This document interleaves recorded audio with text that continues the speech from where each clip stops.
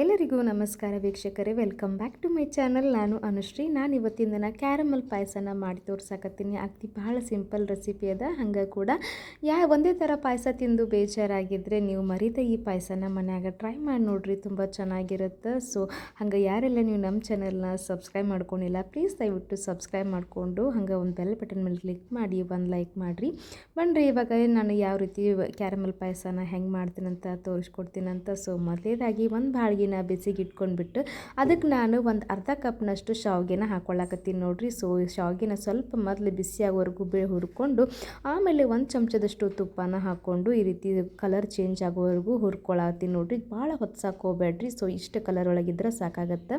ಹಾಗೆ ಕೂಡ ಈ ಕಡೆ ಸಿರಪ್ ಮಾಡ್ಕೊಳ್ಳೋಕೆ ನಾನು ಒಂದು ಕಪ್ನಷ್ಟು ಸಕ್ಕರೆನ ಹಾಕ್ಕೊಳ್ತಾ ಇದ್ದೀನಿ. ಸೊ ನೀವೇನಾದರೂ ಸ್ವೀಟ್ ಜಾಸ್ತಿ ಇಷ್ಟಪಡೋರಾಗಿದ್ದರೆ ನೀವು ಇನ್ನೊಂದು ಅರ್ಧ ಕಪ್ಪಷ್ಟು ಹಾಕ್ಕೋಬೋದು ನೋಡ್ರಿ. ಸೊ ಒಂದು ಕಪ್ನಷ್ಟು ಸಕ್ಕರೆ ಹಾಕ್ಕೊಂಡು ಆದಮೇಲೆ ನಾನು ಇದಕ್ಕೆ ನೀರು ಹಾಕದೇನೆ, ನೀರು ಹಾಕೊಳ್ಳೋಕೆ ಹೋಗಬೇಡ್ರಿ. ಹಂಗೆ ಇದನ್ನು ಸ್ವಲ್ಪ ಗ್ಯಾಸ್ನ ಲೋ ಫ್ಲೇಮ್ ಒಳಗೆ ಇಟ್ಕೊಂಡ್ಬಿಟ್ಟು ಪೂರ್ತಿ ಈ ಸಕ್ಕರೆ ಎಲ್ಲನೂ ಕರಗಬೇಕು ನೋಡ್ರಿ. ಸಕ್ಕರೆ ಕರಗಿ ಪಾಕದ ಥರ ಆಗಬೇಕು. ಪಾಕ ನೋಡಾತಿರಲ್ಲ, ಈ ರೀತಿ ಪಾಕದ ಥರ ಆಗಬೇಕು. ಸೌಟ್ ಆಡಿಸ್ತಾನೆ ಇರಿ, ಯಾಕಂತಂದ್ರೆ ಅಂಟ್ಕೊಂಡು ಬಿಡುತ್ತೆ, ತಳಕ್ಕೆ ಕುಡ್ಕೊಂಡ್ಬಿಡುತ್ತೆ ಸಕ್ಕರೆ. ಹಾಗಾಗಿ ಸೊ ನೋಡಕತ್ತಿರಲ್ಲ, ಈ ರೀತಿ ಇದಕ್ಕೆ ಕ್ಯಾರಮಲ್ ಸಿರಪ್ ಅಂತ ಕರೀತಾರೆ ನೋಡ್ರಿ. ಸೊ ಇದಕ್ಕೆ ನಾನು ಒಂದು 3 ಕಪ್ನಷ್ಟು ಹಾಲನ್ನು ಹಾಕ್ಕೊಳಕತ್ತೀನಿ. ಸೊ ಇದು 3 ಕಪ್ ಹಾಲು ಹಾಕ್ಕೊಂಡ್ಬಿಟ್ಟು ಸೌಟಿಂದ ಚೆನ್ನಾಗಿ ಕಡ್ಡಾಡಿಸ್ರಿ. ಸೊ ಇದು ನಿಮ್ಗಿನ್ನೂ ಸ್ವಲ್ಪ ಹಾಲು ಬೇಕನ್ಸುತ್ತಂದ್ರೆ ನೀವು ಸ್ವಲ್ಪ ಹಾಕ್ಕೊಳ್ರಿ. ನಾನು ಇನ್ನೊಂದು ಕಪ್ನಷ್ಟು ಹಾಲು ಹಾಕ್ಕೊಳ್ಳಕತ್ತೀನಿ. ಟೋಟಲ್ ನಾನು 3.5 ಕಪ್ನಷ್ಟು ಹಾಲು ಹಾಕ್ಕೊಂಡಿದ್ದೀನಿ.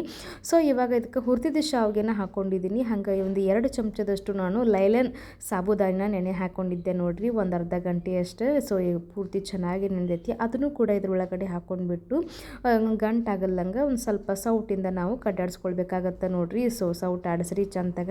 ಈ ರೀತಿ ಚಂದಾಗ ಕುದಿಬೇಕು. ಒಂದು 2 ರಿಂದ 3 ನಿಮಿಷ ಚಂದ ಕುದಿತಂತಂದ್ರೆ ಹಾಕಿದ್ದ ಸಾಬುದಾನಿ ಮತ್ತು ಶಾವಿಗೆ ಚೆನ್ನಾಗಿ ಕುದಿಯತ್ತೆ ನೋಡ್ರಿ. ಸೊ ನೋಡಕತ್ತಿರಲ್ಲ, ಈ ರೀತಿ ಇಷ್ಟು ಗಟ್ಟಿಯಾಗಿ ನಾನು ಇಟ್ಕೊಂಡಿದ್ದೀನಿ. ಸೊ ಇವಾಗ ಇದಕ್ಕೆ ಒಗ್ಗರಣೆನ ಹಾಕ್ಕೊಳ್ತೀನಂತ. ಒಗ್ಗರಣೆ ಅಂದ್ರೆ ಗೋಡಂಬಿ ಮತ್ತು ಬಾದಾಮಿ ಹುರಿದ್ಬಿಟ್ಟು ಹಾಕ್ಕೊಳ್ತೀನಂತ್ರಿ, ದ್ರಾಕ್ಷಿ ಅದು ಹಾಕ್ಕೊಂಡ್ಬಿಟ್ಟು. ಸೊ ಒಂದು 2 ಚಮಚದಷ್ಟು ತುಪ್ಪನ ಹಾಕ್ಕೊಂಡು ಗೋಡಂಬಿ ಹಂಗೆ ನಾನು ಬಾದಾಮಿನ ಹಾಕ್ಕೊಳ್ಳತ್ತೀನಿ. ಸೊ ಗೋಡಂಬಿ ನಾನು ಒಂದು 5 ರಿಂದ 8 ಗೋಡಂಬಿ ತೊಗೊಂಡಿದ್ದೀನಿ. ಹಾಗೆ ಒಂದು 5 ರಿಂದ 6 ಬಾದಾಮಿ ತೊಗೊಂಡಿದ್ದೀನಿ ನೋಡ್ರಿ. ಸೊ ಈ ರೀತಿ ದ್ರಾಕ್ಷಿನೂ ಒಂದು ಸ್ಪೂನಷ್ಟು ದ್ರಾಕ್ಷಿ ಹಾಕ್ಕೊಂಡಿದ್ದೀನಿ. ಸೊ ಇವಾಗ ಇದನ್ನು ಪೂರ್ತಿ ಚೆನ್ನಾಗಿ ಫ್ರೈ ಆದಮೇಲೆ ನಾನು ಈ ರೀತಿ ಒಗ್ಗರಣೆ ಹಾಕ್ಕೊಳ್ಳತ್ತೀನಿ. ಸೊ ತುಪ್ಪದ ಒಗ್ಗರಣೆ, ತುಪ್ಪನ ಇದು ಗೋಡಂಬಿದೆಲ್ಲ ಕರೆದು ಹಾಕ್ಕೊಳ್ಳತ್ತೀನಿ ನೋಡ್ರಿ. ಸೊ ಹಂಗೆ ಇದಕ್ಕೆ ಒಂದು 4 ಏಲಕ್ಕಿನ ಜಜ್ಜಿಬಿಟ್ಟು ಹಾಕ್ಕೊಳ್ಳಕತ್ತೀನಿ ಸಿಪ್ಪೆ ತರಿಸಲೇ.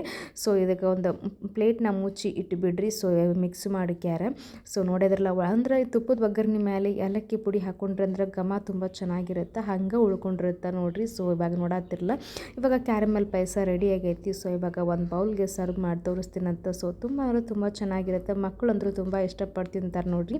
ನನ್ನ ಮಕ್ಕಳು ಭಾರಿ ಇಷ್ಟಪಟ್ಟು ತಿಂದ್ರಿ ಈ ಕ್ಯಾರಮಲ್ ಪಾಯಸನ. ಸೊ ನೋಡತ್ತಿರಲ್ಲ, ನೋಡೋಕ್ಕೂ ಭಾಳ ಚೆನ್ನೈತಿ, ಹಂಗೆ ಮಾಡೋಕ್ಕೂ ಭಾಳ ಈಸಿ ಐತಿ. ಹಂಗೆ ನೋಡಿದ್ರಲ್ಲ, ಈ ರೀತಿ ಕ್ಯಾರಮಲ್ ಪಾಯಸನ ಯಾವ ರೀತಿ ಮಾಡೋದಂತ ನಿಮ್ಗೆ ತೋರಿಸ್ಕೊಟ್ಟಿನಿ. ಸೊ ಮತ್ತೆ ತಡ ಮಾಡ್ತೀರಿ, ನೀವು ಈ ಮನ್ಯಾಗ ಕ್ಯಾರಮಲ್ ಪಾಯಸನ ಮನ್ಯಾಗ ಟ್ರೈ ಮಾಡಿರಿ. ಹಂಗೆ ನೀವು ನಮ್ಮ ಚಾನಲ್ನ ಸಬ್ಸ್ಕ್ರೈಬ್ ಮಾಡ್ಕೊಳ್ಳೋದು ಮರ್ಯಾಕೆ ಹೋಗ್ಬೇಡ್ರಿ. ಮತ್ತು ಮುಂದಿನ ನೋಡಲು ಸಿಗ್ತೀನಂತ್ರಿ. ನಮಸ್ಕಾರ ರೀ.